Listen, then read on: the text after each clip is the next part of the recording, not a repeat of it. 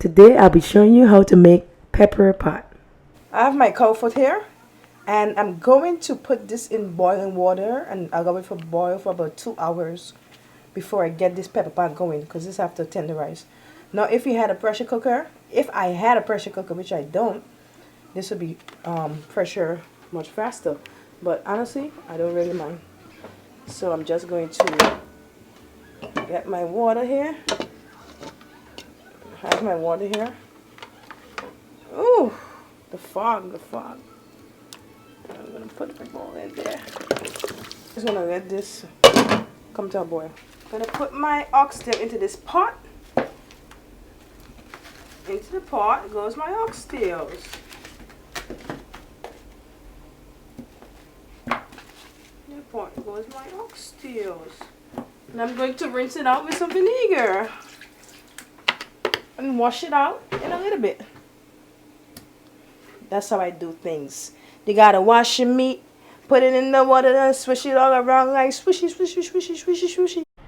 So right now I have my roast beef, and I decided to go with a nice large roast. Now I'm not gonna use all of this beef, but I'm gonna use most of it. And the reason why I decided to go with a roast, because I wanna cut the beef myself because I like using big chunks. When I'm doing pepper pot, I use big, large, chunky pieces of meat. Now, an important detail that I want to remind you of is the fats that comes on these beef or your pork or whatever you're using. Don't use pork. No, don't use pork. But you could. Some people put pork. But the reason why I'm saying that is because you don't want the gravy to be so oily. That's why also I'm trimming the fat away from my roast beef. So I'm going to continue working on that, trimming the fat away and cutting it into nice big chunks. I'm going to put it into my pot, put a little vinegar. I have my oxtail there already. And I'm going to wash it. That's just to wash it any rank. Now I decided to go with a nice corned beef here. And the corned beef brisket is very, very, very fatty.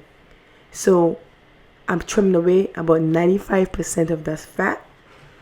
And this is salty. The corned beef brisket is like salt beef. It's really salty. But that's going to add flavor to your pepper pot. So I'm going to trim that away. I'm going to wash it with vinegar. And I'm going to go from there. Now I'm going to season the beef and the oxtails that are already washed. Put a little bit of salt. I put some fresh thyme. Very important. A little bit of seasoning salt also, and some casrip. For the casrip, you don't want to use too much casrip. You want to use just a little bit. You want to mix it in, right? And then you do the same thing for the corned beef brisket. Put a little casrip, mix it in. No salt in the corned beef brisket because it's already have the salt there. So you want to add some black pepper to your meat. 1 large onion, you're going to peel it. Do not cut it up, just peel it and leave it whole. So I normally put a large onion into my pepper pot.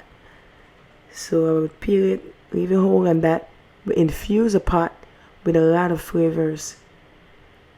So if you want to cut yours, that's fine. I see people cut theirs, but I've been doing it like this for a long time, and I find it a lot better that you put a large onion and let it kind of melt away in that pepper pot, because this stuff is going to take about 2 hours to cook. Put 1 cork of oil, like the cover from the oil, and you want to start frying the corned beef brisket with the beef. You can saute it, right? And you put the thyme in there, all the seasonings, everything that you already had in there, and turn the stove down low, cover it, and then stir it a little bit. So I'm gonna cover it right now.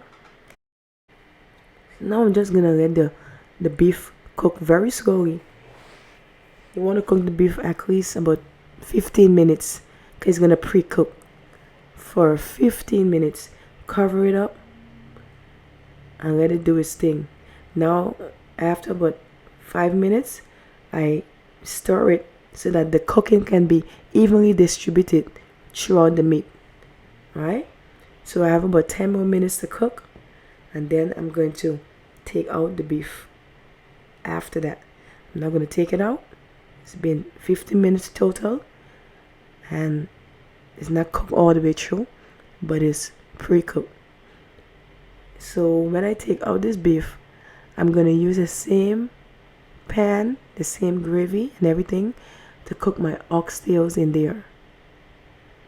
Now my oxtail is going to cook for about 20 minutes in this same manner that I cooked the beef. See how the beef looks right there? Now it's time for the oxtail to go in.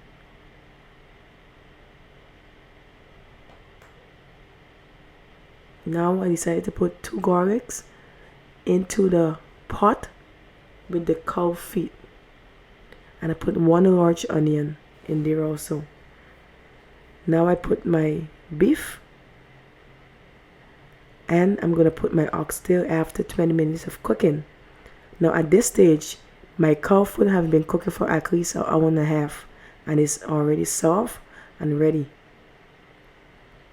And I'm going to let this cook for another hour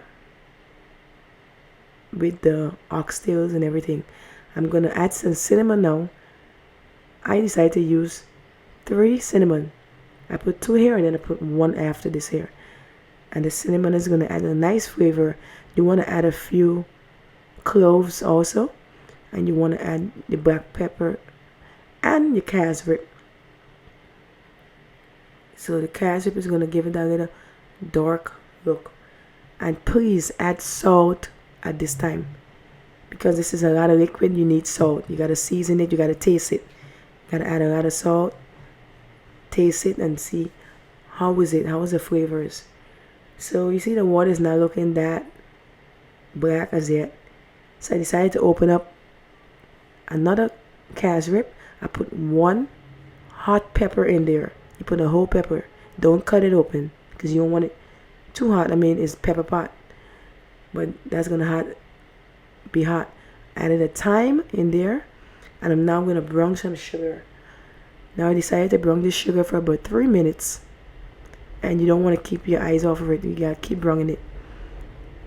And I decided to speed it up so I can show you the faster version of the browning sugar process.